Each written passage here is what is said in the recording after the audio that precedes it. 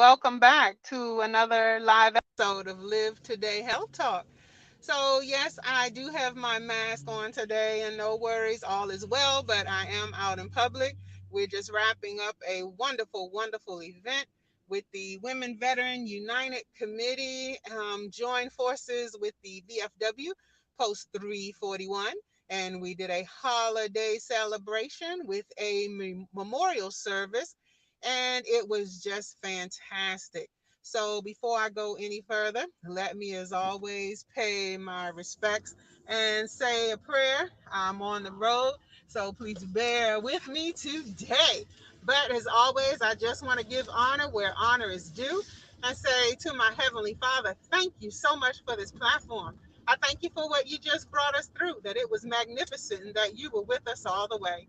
Now, while we're on this road, Father, we pray for traveling mercies, and we pray that this show, everything that you have this show on board for, Father, it will continue to prosper. It will continue to carry on because I believe in putting you first, and I pray that it will always be that way. That as you say, you will never leave me nor forsake me, Father, that I will never leave you either. But I am human and I am in the flesh. So, Father, I need you to carry me at times when I may get weak. And I need you to nudge me at times when it seems like I may be trying to go on self and leaving you behind. So, Father, I don't want you to let me get out there in the wilderness. So I pray that you'll never leave me. And I pray that anyone that's under the sound of my voice will ask the same, that will never fall or stray from you. So in Jesus' name, I pray, Father, and I thank you, giving you all the honor and all the glory. Now stand by, family, for our scripture for the day. Good afternoon. Today I'll be reading from Isaiah chapter 9, verse 2. The people who walk in darkness will see a great light. For those who live in a land of deep darkness, the light will shine. Let the Lord bless us with his word. Amen. Amen. Thank you, my grandson. So, ladies and gentlemen, today we're going to be talking about living through COVID because our numbers are increasing. And I think almost everywhere I turn, that they have COVID. Now, last week I left you with some questions. I asked you, if a person had COVID, do they still need to get the vaccine? And can they catch COVID again? Well, I'm here to tell you that I'm getting mixed signals. A very dear friend told me her doctor said, nope, they don't need the vaccine, and nope, they don't need to worry about getting COVID again. Then another near and dear friend told me that their doctor told them it's different strands. And yes, you can get it again. But guess what? I'm not going to say that I'm the doctor, and I'm not going to say that I'm going to worry about it because I just prayed, and I'm going to say that I'm going to continue the three W's, wear my mask, wash my hands, watch my distance, but above all, I am going to pray. Pray this pandemic away. Got to make an acronym for that one, right? I already use ASAP, always say a prayer. So now we got to make an acronym for pray the pandemic away. All right.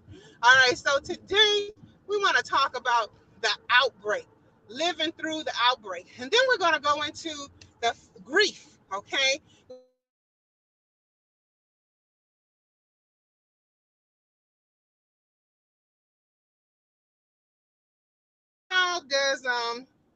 How does COVID and the holiday season, as we're coming upon the holidays, how is it impacting us? Because we've already been living isolated, right? So we've already been, our children not around their friends in school, us not around our coworkers, even though I can't say I miss all of them, right? No, let me stop. Not being around our coworkers at work, not dealing with the everyday routines that we had in our life, even though a lot of them were rush, rush, rush, rush, rush every day, all day long. But I want to ask you, or I want us to talk about just not being able to say goodbye to our loved ones. You know, when I first heard about this, when COVID first started, with the first wave. I had a friend that was telling us his mom was of age, 82 years old. She was in the hospital, and he was not allowed to go into the hospital to even visit her, much less to tell her goodbye. So I want us to just ponder this for a minute. 82 years old. How do you think his mom was feeling at that time? In a strange place, in the hospital, and her children could not get in to see her. But then when she started feeling the death angel, right, coming along, and when they started telling the family that they didn't think she was going to make it, remember, this was the first wave. Just put yourself in those emotions and think about, if you have not lost a loved one, then think about how that must feel when you can't see your mom or your loved one as they are taking their last breaths. Now, I know a lot of times we're not even with them, but in this case, the person was in the hospital, and normally we're allowed to at least go to the hospital, be by their side, and say prayers with them, right? But COVID has changed all of that around. So, of course, I'm going to share a quick video with you guys just to talk about overcoming this, overcoming being alone during COVID and where it's taken us. So let's talk about the outbreak in itself. Amen.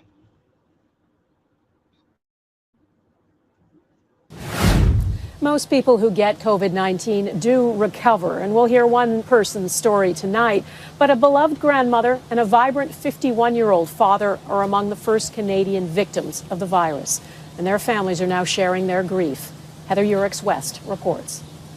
Sean Cunnington had been feeling sick for several days, but when he sought treatment at a hospital in Milton, Ontario, no one suspected the father of three might be suffering from COVID-19. They looked him over and told him he had pneumonia, and I guess sent him home. Cunnington's symptoms never improved. He went back to the hospital days later and was put into intensive care. By the time a test confirmed the 51-year-old had the virus, he was dead. He just released a song not that long ago on Spotify and Apple Music, and unfortunately, he won't unfortunately be here to see it do well. Cunnington had chronic leukemia, so he was more vulnerable than most to the illness. But what's most concerning is officials have no idea how he got it. In Quebec, 82-year-old Mariette Tremblay died after contact with a recent traveler. On Facebook, her family asked that people follow recommendations to stay home. We didn't get a chance to save Grandma, but you have the chance to make a difference now that we know. I just kept sleeping and coughing and not having any appetite. 74-year-old Karen Schumacher was awaiting test results for COVID-19 when she finally called 911. The BC woman developed a cough weeks after returning from a cruise, but her daughter says it was days before doctors were able to confirm that Schumacher had COVID-19. The isolation was really hard for her because not only was she not getting any answers, she was feeling really, really sick really fast. I remember asking one of the nurses when I was first at the hospital, am I going to die from this? Because that was my fear. Schumacher spent several days in hospital on oxygen before her condition improved. Her diagnosis was confirmed just before she was cleared to go home. She's now recovering in isolation, unsure of how long she'll have to stay there. Heather Urix-West, Global News, Calgary. Among those at greatest risk from this virus are the people who take care of us. When the rest of us stay home, they go to work. To honor their dedication, there are calls for Canadians to open their windows or step outside to applaud all the doctors, nurses, and healthcare workers. Eric Sorensen reports on the essential workers called to duty in this dangerous time. Their jobs are difficult in ordinary times. Frontline workers overlooked for the comfort they bring and the risks they take. In this extraordinary moment, we are reminded of their simple bravery. In China, Dr. Li Wenliang sent out the early warning, then stood his ground in the face of COVID-19 and then died. The outpouring for him a recognition of the sacrifice that would soon be required all over the world. In this country, health workers are answering that call. Nurses in Ontario, retired, part-time, full-time, more than 4,000 have responded. I am not surprised that my colleagues have stepped up to the plate in this amazing way. I am inspired by them. Frontline workers warned us the healthcare system wasn't fully ready for this, but now that a pandemic is upon us, they're swallowing their frustration and staring down their fears. I think there is fear. I think that's normal. But I also think that there's a sense of duty. This is what we trained for. Remember the first responders on 9/11? When people fled the Twin Towers, firefighters ran in. Today, those are the healthcare workers. In Italy, more than 2,600 have been infected. In the hardest hit countries of Europe, Italy, Spain, Paris. The appreciation has been genuine and spontaneous. The troops going to this war are inspiring musicians. You and me, we're still here. From Bono to Yo-Yo Ma. The doctors, nurses, social workers, emergency responders, all of them know what they're getting into.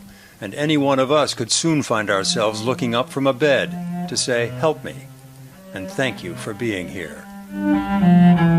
Eric Sorensen, Global News.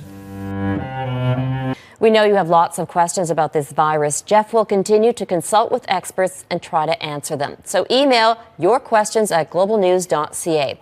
On our website, you'll find a special page dedicated entirely to the new coronavirus. That's at globalnews.ca/coronavirus. So family, here we go again, and I must say, that young man didn't even know, and that's what's happening. They treat you, you go in, and I've had family tell me they send you back home. But when they send you back home, what does that do for the rest of your family? Somebody's got to care. Somebody's got to help you take care of yourself. Or, so do you infect your family? I mean, this is the same place we were with the homebound veterans, the homebound families. How do they get to the hospital? And then they treat you and send you back home. But in her case, with grandma's case, they didn't even know that she had COVID. They were treating her for something else. And then she went back. But for the young man, because he had the underlying autoimmune disease, his body couldn't fight it. So are they telling us, is there a checklist out there to say, okay, if you have this, and that, then this is what you need to do. Like, I know they're telling us plus up on vitamin D, plus up on vitamin C, but what are they telling us to do on a normal basis? Because vitamin C and vitamin D was something we should have been taking already. So what happened? What beat did we miss?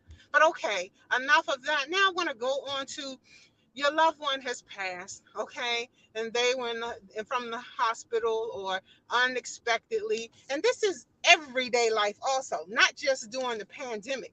But let's think about it. Do you recognize when you are grieving? Yes, some of us do. Some of us grieve right away. Some of us fall out boo-hoo-hooing, but some of us keep it in. Some of us keep it to ourselves, and some of us have to get through the mundane work of laying our loved ones to rest, clearing out their belongings, taking care of all of their unfinished business. So I want to ask you, do you allow yourself time to grieve?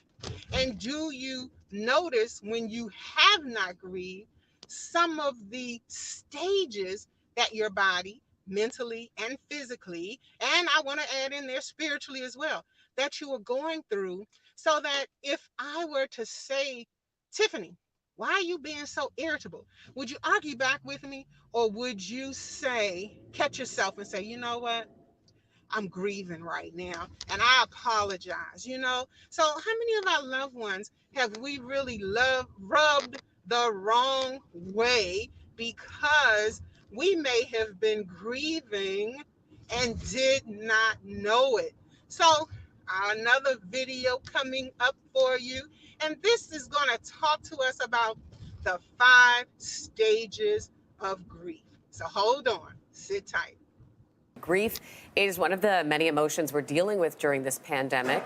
Here with coping mechanisms on how to manage your grief is neuro life coach Carlin Purcell. Welcome to the show. Thank you. So we know there are 5 stages of grief: shock, anger, depression, bargaining, and acceptance. How is that playing out for people right now? The interesting thing is that a lot of us don't even know we're in the grief mode. And as much as there isn't a how to grieve, we all bounce back and forth between those various stages at different points during this journey. Especially with the pandemic, it was very sudden. We had to go on global lockdown. So a lot of people are either still in shock or denial. We might be angry. We might be bargaining, saying that, hey, if I stay inside, maybe we can go out a little bit sooner. Maybe we can go back to a new normal, whatever that looks like post-COVID. For those who've lost a loved one, how has social distancing changed the way we grieve? Social distancing has really put, an even, I would say, another, it's kind of like a crisis on top of a crisis in the sense that, normally when we grieve, we come together, we touch each other, we comfort each other through touch, through hugs, through comforting words. And now with COVID, all of that, all of those coping ways in terms of how we grieve or how we process loss has now been taken away from us. So not attending large funerals, saying goodbye to a loved one through a virtual connection. It's very difficult and lots of restrictions, especially if from a religious standpoint, there are lots of different rituals that some cultures do in order to say goodbye, and not being able to do that feels like you're in this loop of impending loss. And in addition, we also have a lack of physical and emotional support, right? Sometimes gathering over food and bringing the family together to celebrate that person's life is no longer an option. So we're coping without our usual coping mechanisms in a time when we're experiencing not just the loss of loved ones, but loss of our jobs, life as we know it, our dreams, and the plans we had for 2020. All of that is a part of what we're feeling right now and what we're going through. It's such a tough time. Carlin, thank you for joining us here at Your Morning this morning. We appreciate your time. Thank you. Thanks for watching. If you like this, be sure to subscribe here. And you can check out more Your Morning videos right here.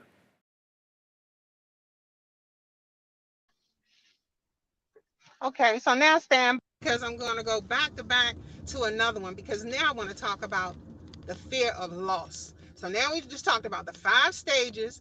So hopefully you can recognize if you have fallen victim to one of those stages and did not realize that it was grief. But let's talk about it. Why do we get angry? Why is anger part of the grief? Well, it's lack of control. We can't stop a loved one from passing. That's just something we have no control over. So the next video, I want to share just how we can recognize and how we can cope with the spirit of fear and also the spirit of control. Just letting us know that it's okay. I mean, I know we feel some kind of way about it, but just letting us know that it's okay for us to deal with it and process it and just letting it move its way through and realizing that we can't fight it. Okay, so I'm going to come right back at you with another video on losing. So control. As COVID-19 cases and hospitalizations continue to rise, many are still separated from their loved ones in quarantine, even as they have to say goodbye. Sarah Hammond spoke to a grief counselor who says having to say goodbye through a screen makes the loss even harder. Nearly 3,000 people have died in Georgia from COVID-19, and losing a loved one is always difficult, but it's even harder when you're not able to be by their side in their final moments. Coliseum Medical Center's grief support coordinator Franchetta Trawick says any kind of loss is hard, but COVID-19 is different. The grief is more heightened. This is considered more of a sudden loss. And so family members have a lot of emotions. But she says even in the throes of grief, it is so important for families to remember to take care of themselves. And self-care means providing the support, which they're doing, of talking to a grief counselor, making sure you're still getting your rest. She says making sure you have the answers you need in the moment is vital. The what's, the why's, when. And when you answer those questions as much as you can, that does help a family member during their time of grief. And looking long-term, Trawick recommends journaling and writing legacy letters. What that person meant to you, how you can make sure that their legacy or their life and reflect on those moments. It's also important to have people to talk to. That means family, grief counselors, pastors, or even the hundreds of COVID-19 support groups on Facebook. Implementing self-care and making sure that you reach out to resources that are available and not being afraid to ask or say, I need help. Trawick says there is no shame in asking for help, and she and her staff will be there to help those that are grieving in whatever way they can. Reporting for 13 WMAZ News, I'm Sarah Hammond. As Sarah mentioned, through a quick Google or Facebook search, you'll find there are COVID-19 support groups for not only losing loved ones, but also survivors of the virus, mental health, and unemployment. All right, so family, now we talked about losing and getting over or dealing with the fear of losing our loved one. But now let's talk a little bit about the trauma that it puts us through, okay? Because we know that fear, biblically, false evidence appearing real. But for some reason, when we lose control or lose that loved one, we become fearful and we cannot control the circumstances. So then that puts us into a different reign, and that is trauma, because trauma is nothing more than when somebody goes through something and they are fearful and they're being traumatized. Again, fear and lack of control all over again, right? So now, as we move through that, we want to talk about how we can move more wisely in or to protect ourselves from being traumatized, move through into and through grief. And I know we can't take away the fact that we're going to miss our loved one, but just trying to keep our health and our sanity while we're dealing with that. So I want us to now talk about how we approach grief. Now, I know with my class, I've been taught about mindful resilience, and that's when we are doing the breathing exercises. But does anybody know why that's so good with working with trauma? It allows us, one, to not just mind over matter, taking our minds off of the current situation, but it also is something about the breathing, the deep breathing that does something for the brain. Yes, it oxygenates the brain, right? And it makes sure that our brain gets the oxygen and gets rid of the bad what is it, carbon dioxide, the air that we don't need. But there's something else that goes on in the brain with the series of deep breaths, as well as, just taking our mind off of it. There's something that is innate that our bodies do to be so resilient so that we're not staying in that trauma, or suffering or feeling that loss much longer than we have to when we grieve properly. But a lot of us do not grieve properly. Some of us don't grieve at all. Some of us, and I shouldn't say properly because there's no right or wrong way to grief. Okay, so strike that. I take that back. Please forgive me. But when we allow it to move through us, and you know how you've been in the process of doing something maybe painful, right? Or having to do something that you don't want to.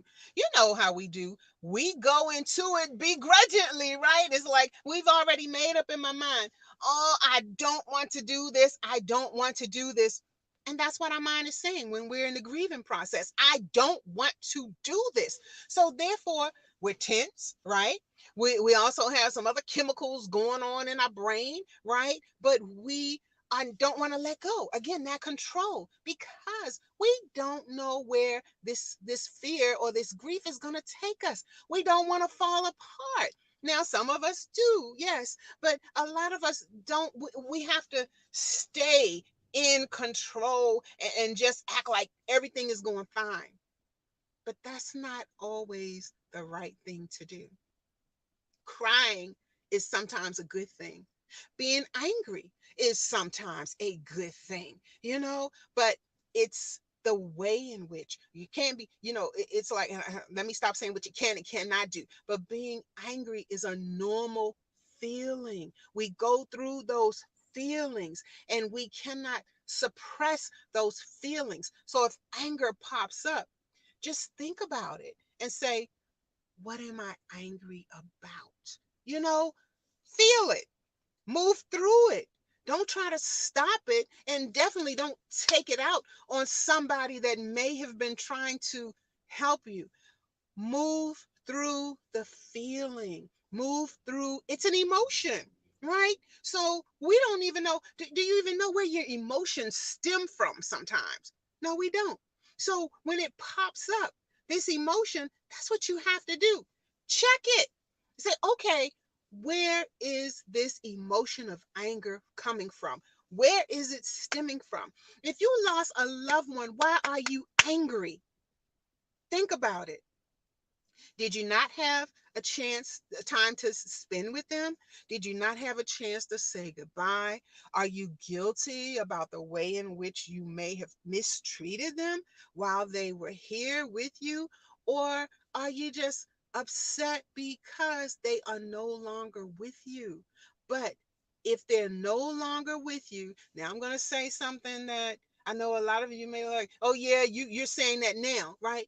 But if they're no longer with you, is that really a reason for you to be angry? And then let's think about it. Who are you angry with? Or what are you really angry about? Because you are going to miss them? Is that really a reason to hold on to that anger? Because you can't do this with them anymore, because you can't talk to them anymore. But is that displaced anger? Is it really a reason to be angry? Or it's a whole lot of other emotions we may deal with. I think I talked about guilt, as one, or just feeling like, oh, I can't go on without that person. Well, let's think about it. Is that what that person would want you to be doing? Would that person want you to be angry? Would that person want you to live stagnant with your life and not move on? Would that person really, if you really love that person and they really loved you, think about it. Would they really want you to be feeling the way that you may be feeling? So, yes, of course, since I'm driving today, another video, and we're going to talk about approaching grief. Okay. Here's another question coming from one of our Twitter viewers. This is at Robin Whitegood.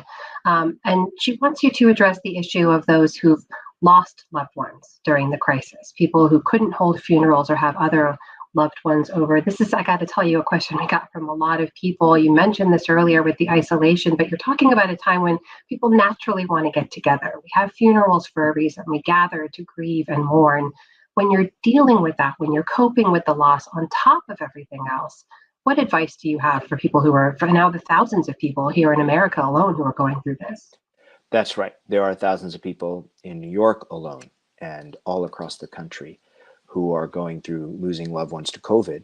And there are thousands more who are losing loved ones every day for all the reasons that people normally pass away. And I've actually been to a virtual funeral already, not someone from COVID, but a neighbor who lost a loved one. And I think using the same tools that we can use to connect with people for other reasons, we can use to help comfort those who mourn. You're right. A death is a time where we have events like funerals, wakes, etc., in order to bring together a support network and help support the grieving individual. So it's important to activate those processes in whatever way is possible. It's true that for funerals in many locations, you can't have a live funeral, or you can only have a very small number of people. So have a virtual wake, have a virtual memorial where a lot of people get together on the web, phone calls, etc. again, the individual who has lost, but also the support network of that individual should be reaching out to comfort and send messages. And then finally, we can anticipate that this will end. And I think thinking about and planning for a communal recognition of the loss is something that a lot of communities are already beginning to talk about and think about. And I think looking forward to that opportunity to share in person with someone the grief is important. Finally, I would add one more thing, which is that there is a normal process of grief, and it's important to recognize that sometimes when that process becomes so overwhelming that you can't function, you find yourself completely unable to sleep, you lose your appetite, you're unable to reach out to the social supports around you. That's a time where you might want to seek additional help from a professional.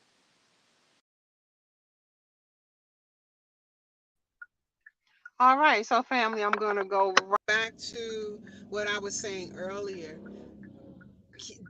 Would your loved one really want you to be carrying on in such a way?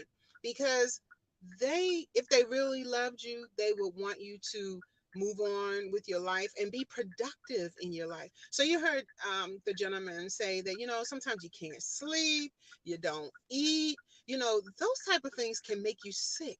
And if you get sick, then what does that do for you, or what does that say or do for your loved one? Because truly, they wouldn't want that for you. So if you are here, and especially if it may have been a spouse and you have children, you have to remember those children still have to be cared for. Or say it was even a mother or father, well, their estate now has to be cared for. And I'm not trying to throw you into the busy mode, and I am not trying to say do not grieve, because now what I'm going to say is grieving can be good for you. Because when you don't grieve, there are things like he shared: not sleeping, not eating. That sounds to me like it's turning into a form of depression. So therefore, we have to move through, or we should move through the grief, because grieving at that point can be good for you, believe it or not. So who would have ever thought that grieving, something as solemn as grieving, I mean, it doesn't sound good, right? And who wants to grieve? But who would have thought that it can be good for you? So let's think about it. How can it be good for you? Well, I'll use again the two examples that keep sticking out in my mind are when he said you're not sleeping. So if you're not sleeping, then it sounds to me like you may not be able to be productive in life. If you're a child going to school, if you're still working, going to work, if you have to care for other people in your household, much less you're not caring for yourself. So you may be now doing what we call a robot. You're just moving through the motions, but are you really taking care of yourself? What is your health state? What is your mindset? What is your physical being, or much less your even more your spiritual being? Have you actually tapped out? Are you utilizing the resources that are there for you, that can help you to continue to lead a productive life? So there's so many resources, and I get it. A lot of times we don't want to talk to our friends, or we may feel like we're bugging our friends. But you really be surprised. Some friends are really understanding, and then some friends, bless their hearts, they mean good, but a lot of times they just don't know what to say either. Or if it were, say, for instance, a couple, a husband and wife, and I'll say that the husband passed away, and you all had mutual friends, right? Well, you may find that the other couples really may not have been in touch with you because they really don't know what to say, but then it doesn't mean don't reach out to them, or it doesn't mean, you have to isolate yourself and not carry on with the relationships that you and your spouse had formed. It's just you have to give them time just as they give you time. So reach out to them, continue to talk. A lot of times it may be good for you, and don't get upset that because they may keep saying, you remember when, talking about things that you all did together, because that's all that they have in their memory banks. But then, just, and if they, sometimes may come back and say, oh, we're sorry, we didn't mean to. Don't hold it against them, because that's what their memories are of you and your spouse. But talking to them can sometimes also be good for you, because it helps you with the memories also, to remember the good, to remember the good times that you all shared together, and then to know that that person is, if they were ill, that they're not sick anymore, or if it was sudden, to just be able to find a way to process it. And everyone may not be spiritual to say pray, and I don't care, sometimes people can tell you to pray, but when you finish that prayer you still miss that person, right? So, but reaching out to the friends just keeps the mind busy. You know what I mean? So, a lot of times, if you continue with your normal activities, it doesn't give you a chance to be alone and to just think about things and then start becoming sad, getting sad, because it's going to keep your mind occupied with the good things. And I say with the brain, the good endorphins, all right? The happy thoughts, and that's what we need at that time. So don't check out. Tap into the friends. Tap in even their family. Sometimes it may feel a little funny to say, well, we used to do Thanksgiving with my family and Christmas with their family. And then all of a sudden that first year, you're like, oh, well, I'm not going to do Christmas with them. It's like, why not? Are you, call them and see how they feel. Are you afraid that they may feel a little funny too because their child is no longer, or their family member, your spouse is no longer here? But if you were truly a member of their family, and if they loved you, then you can always call them. Even if you don't go over, with COVID right now, a virtual meeting, a family gathering, but always call them. Do not isolate yourself. Get a good feeling for it and see, just how they're feeling also. It may seem funny, but if you were, say, for instance, their daughter or their daughter-in-law, then guess what? You're going to always be. All right. So another video for you. This one is going to be on what I was just talking about. How can grief really help? So stand by. As COVID-19 spreads, millions have witnessed life change literally overnight. I think on many levels, there's such a sense of loss during this pandemic. Dr. Patrice Harris, a psychiatrist and the president of the American Medical Association, says if we don't pause and feel that loss, we won't give ourselves what we need to start to make sense of what's happening in the world. Grief. Grief is the bone-deep sorrow that fills the space left by absence. The virus is erasing the routines, jobs, and habits that once shaped our days and gave us our sense of who we are. The loss of rituals and transitions, and unfortunately for some folks in this country, the loss of loved ones.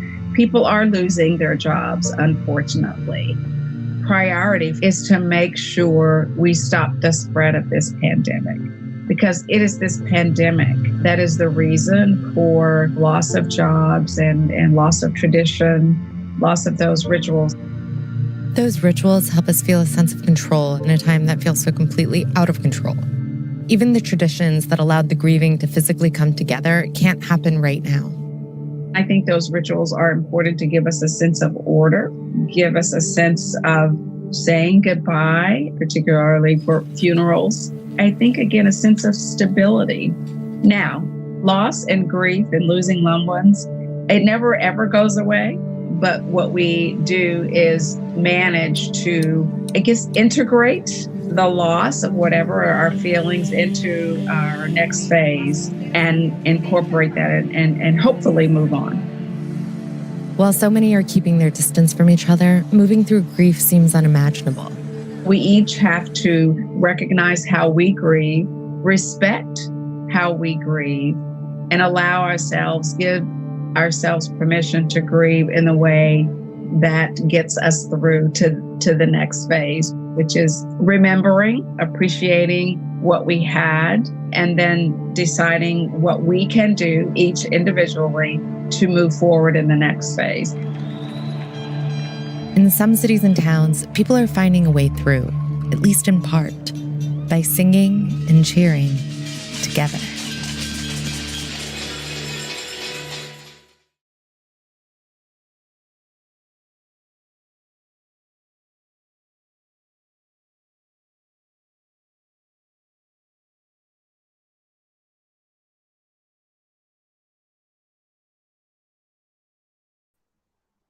So, family, now I want to share with you, as I was saying earlier. So, the in laws, visiting the in laws. Do not allow yourself to become a victim of this pandemic.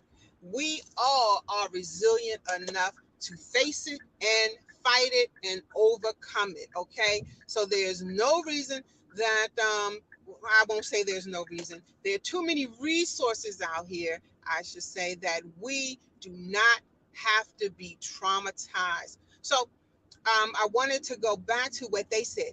You know, the city, they got out there and cheered, so in your neighborhoods or in your community, go out and meet your neighbors. Do you know your neighbors? I know for me that since the kids are grown and a lot of them, my neighbors are older now, I don't know them, because the older ones, once the kids left, they may have moved away. New people have moved in the neighborhood.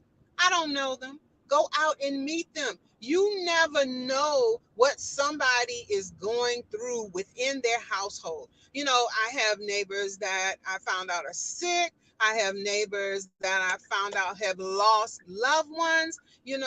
Go out and just share your light. Go out and just share your light.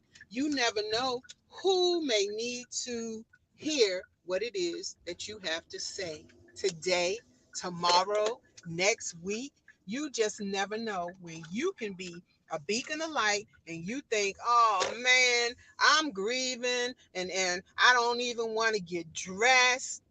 Your smile may just share so much sunshine on someone else's rainy day that you just never know. So I urge you, do not allow this pandemic to overcome you. You are strong. You are wonderful. You are significant. And if I may even go to our Father's word, you are wonderfully and fearfully made. There is nothing under this sun that he cannot carry you through. Did you ever think that? I hate to put it this way, but when we talk about trials and tribulations, it may just be a reason why you are going through what it is that you are going through today. Because guess what? Tiffany or Shanita or whomever may just be waiting for you to get stronger, to finish going through whatever it is you are going through because they need you. So, as I said earlier, fear is false evidence appearing real. But now I want to even talk about, well, I want to allow you all to hear it from a another a professional and not just Tiffany on how we are to deal with trauma. And this is the last video, I promise, because guess what? Our time is almost up. So just hang in there. She brought up some good tips that I just like, and I liked her spirit too. But she talked down to earth and truth. She said truth. So hold on for the last video as we talk about trauma, and don't allow it to overtake you. All right? Stand by. Last video. Trauma. My name is Dr. Joanne Cacciatore, and I'm a specialist in trauma and grief as a research professor at Arizona State University. Grief is used as a word that's an umbrella for a lot of different emotions that we feel in response to the death of a loved one. And it's also important to remember that there are people right now whose loved ones are dying within the pandemic and outside the pandemic, and those are really the ones who are grieving. And I think that's very important to distinguish. So I think that it's important for us as a society to be sensitive to the needs of people who are both grieving within and outside the pandemic, who have lost someone they love very, very much to death. Trauma is usually something that happens to us or that we witness that feels out of our control. There are many, many things that can incite trauma in a person, in a family, in a society. So I think it all comes back to fear for both grief and trauma. When you have a situation like the pandemic now, a lot of people certainly have at least a low-grade fear about the economy, about jobs. Then there's the fear of the unknown, like, are my family members going to be okay? I have elderly parents. Are they going to be okay? But then in some people, it can rise to the level of feeling like vicarious trauma. The images, all of the constant talk about the pandemic in the news and social media, you can't really get away from it. And so people can experience that either directly as traumatic or through vicarious trauma. One of the characteristics of trauma is this feeling of helplessness. And of course, we're all cordoned off in our home. And so we're all feeling rather helpless. And so I say, what you can control, and what you can't control, work with those emotions around it. So I'm feeling a lot of fear. And I know I have to go to the grocery store, so I'm going to glove up and I'm going to mask up and I'm going to go to the grocery store. But while I'm there, I'm also going to pick up a few things for my neighbor. And that's one thing that I can do that both helps me work with my own emotions, but also helps me reach out into the space between myself and the other person in an act of compassion and kindness. At the core of this pandemic is fear. It's fear of a lot of things. And certainly there are going to be losses along the way. There may be the loss of a livelihood. There may be, the loss of time with people we love. It's very different from someone who never gets to see their child again. This is a sensitivity that I'm hoping that we can pay attention to as we go forward in the words that we choose, because there are some people whose loved ones will die during this pandemic who will not ever get to see their loved one again. To cope with fear, I think one of the best things that I say to people is it's like having a heavy backpack on a trail. You carry the backpack for a while, but then you have to put it down and rest too. Talk about it, talk about your fears, connect with your friends. There's something about seeing someone's face that's really powerful, but also find other things to talk about too. Put the backpack down sometimes. If we're feeling fear, feel the fear. Give the fear some space. Get a journal, write a journal. You can pass this on to your children and grandchildren or your friends' children and grandchildren. Write about it, express it, and then let it move. But we don't have to pretend we're not fearful. This is really a good time to be teaching children about emotions and how to cope with their emotions.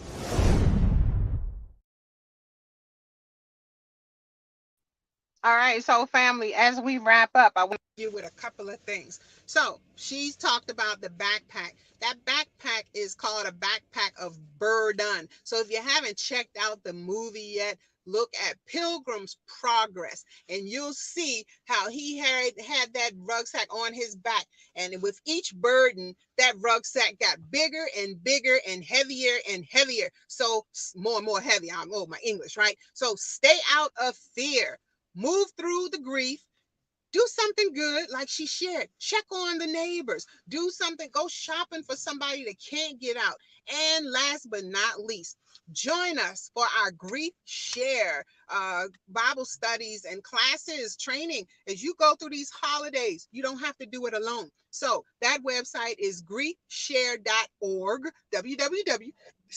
griefshare.org. You can put in your zip code and find a class near you. You don't have to necessarily come to the class that my church is hosting. Find a class near you. Whether you lost someone today, yesterday, a year ago, or whether you just feeling some kind of way because this COVID thing has just got you all bogged down and you are fearful. Do not go through it alone. All right, family, I am out. Thank you so much for joining me for another episode of Live Today Health Talk. And guess what? All this information I've shared, I always close with my disclaimer. What may work for me may not necessarily work for you. That's why I bring on some of the subject matter experts so that you can hear it from someone else. But to make you more knowledgeable, so you can look it up for yourself, you can look into your community resources for yourself, but do not go it alone. Thank you, family. To my engineer, feel better. And for those of you that may have tested positive, move through it, get your negative test results, but do the study for yourself. Can you get it again? And do you need to get the vaccine? All right, I'm out. Have a wonderful week.